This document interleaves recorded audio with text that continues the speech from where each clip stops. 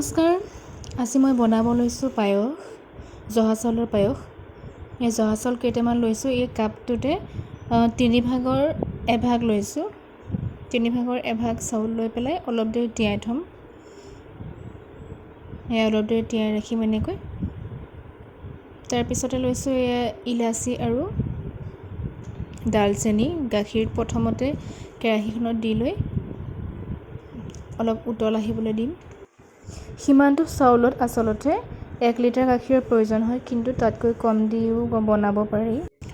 তাৰপিছত এটা উতল অহাৰ পিছত সেই তিয়াই থোৱা চাউলখিনি টুকি লৈ তাত দি দিম আৰু চাউলখিনি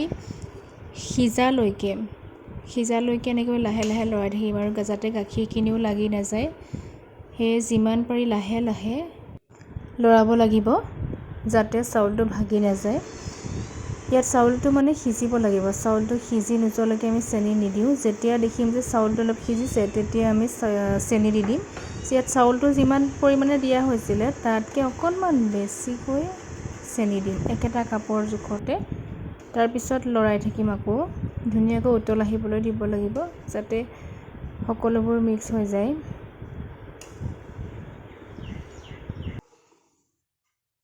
তাৰপিছতেই অলপ কেশৰ দি দিম, যাৰ কাৰণে গোন্ধটো ভাল হ'ব।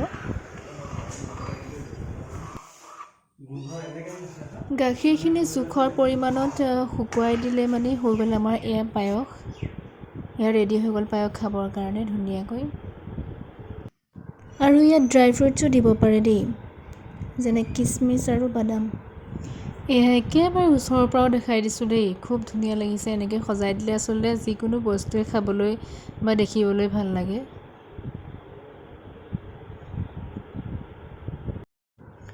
আজিৰ ভিডিঅ'টোত ইমানেই আছিলে। গতিকে যদি ভিডিঅ'টো ভাল পাইছে তেন্তে লাইক কৰিব আৰু শ্বেয়াৰ কৰিব, কমেণ্ট কৰিব। আজিৰ কাৰণে ইমানেই আছিল। ধন্যবাদ।